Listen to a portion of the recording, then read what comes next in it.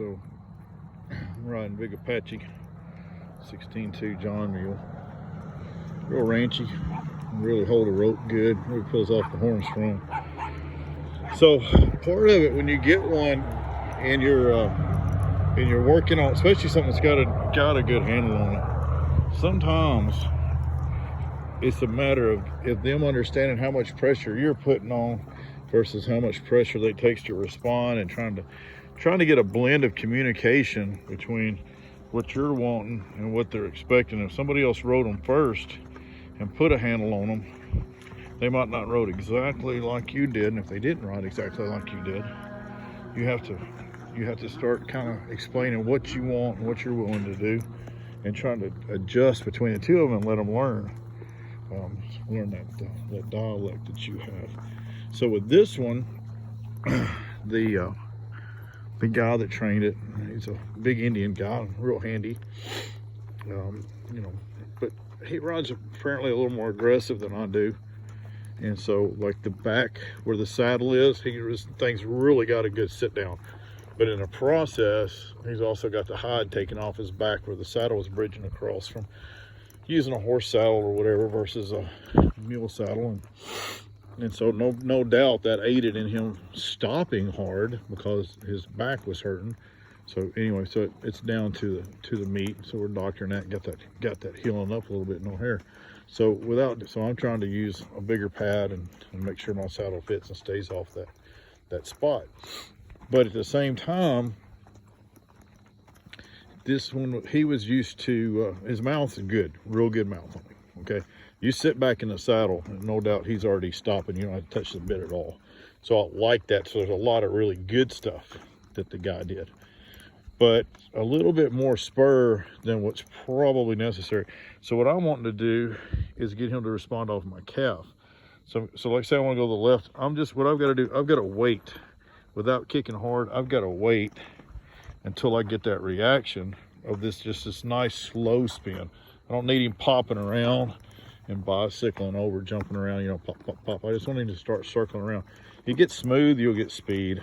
I just want him to come around. So once I get him like that, then I can try to put a little more pressure and bring him around a little quicker.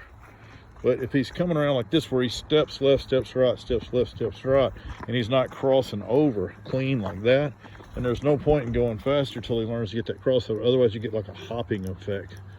So a lot of this that I've been doing here lately, tuning him up, is just trying to take what's already a really nice mule and then just work on that thing where he really wants to, like when I want to turn to his right, he's stronger to the left than the right. So I want to get him to where he's coming off that cue, but he's still looking to the inside just a hair and bringing his head around that way. There you go, just trying to get that front end to cross over a little bit. And I want him to do it off of, eventually just my calf.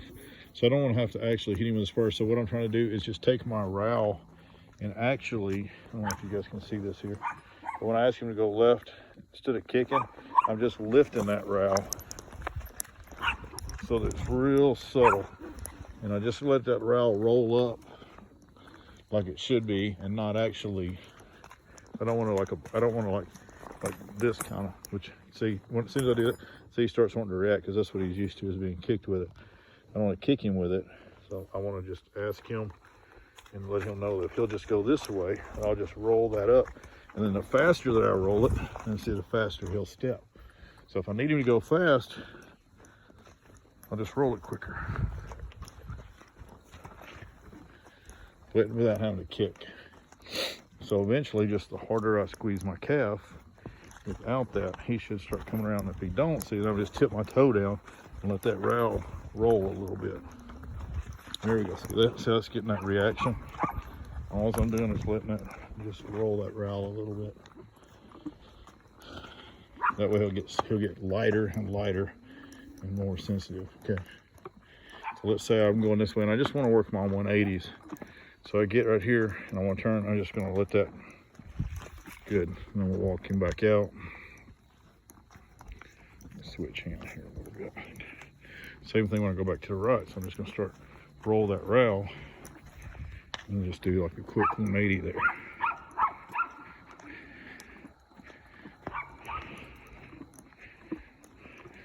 thing. So now I get really good here because I'm not asking for a full 360. I'm just doing a 180, which is easier. I just want the front end to move. I'm asking for that back end to stay in place. Later on, I'll disengage the back end. I'm going to start with just rolling him back like that. So a lot of times, if you don't have time to go on a big trail ride, and you just got like, well, you got 30, 45 minutes, whatever, you can get a lot done with communication between you and your mule, and a lot of bonding by just trying to understand each other. I gotta see how light and how sensitive he is, and I want to try to go to the least amount of, least amount of pressure as I can that he'll respond to. And so to do that, instead of just punching harder to get a reaction quicker, sometimes you just have to be a little more patient and just wait to get that reaction, and then just let it go. And eventually he'll learn that you'll take it off. So instead of, so now, see, soon as that, I don't know if you guys can tell, watch my foot here. So now, and this is to his weak side, this is gonna be to the right. But see, now as soon as that starts, it don't even turn one row. As soon as I'm pressing now, this side he's gonna be strong too.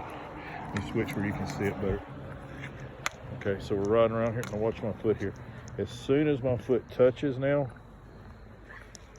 he's already stepping away from it.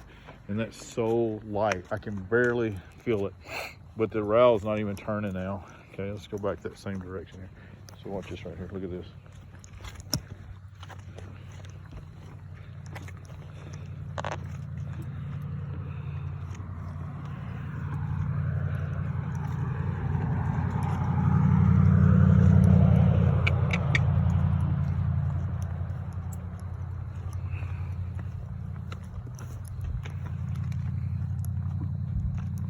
So what I'm doing to get reverse, I'm going to do both at the same time. I don't know if you guys can tell this, and I'm just going to jack the camera up a little bit, but I'm pulling both of them back and just asking him to bring his body backwards away from the spurs at the same time. So the more I increase in pressure, but I'm just squeezing both.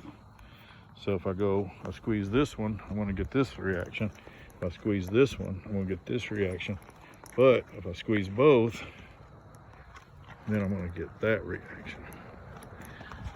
As I'm physically pulling, like I'm not kicking to go. I'm reaching up like this. I touch, and then I pull backwards. And when I pull backwards with my feet, not moving, I just pull backwards. That tells him to take a step back. And as soon as I release, so if you guys can tell, let's watch this one more time. As soon as I release that pressure, so we're here, let's stop. And I pull the skin back with my spur, that asking to back up. And as soon as I take that off, back to stop. And that's the cool thing about the big man here. When you do stop him, like he stops mentally and physically, he's right there all about it. He's just a good using mule, and a pretty son of a gun too.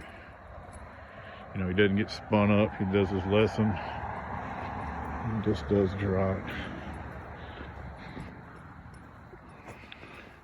Square up, big man. Back. Right there. Now you look pretty.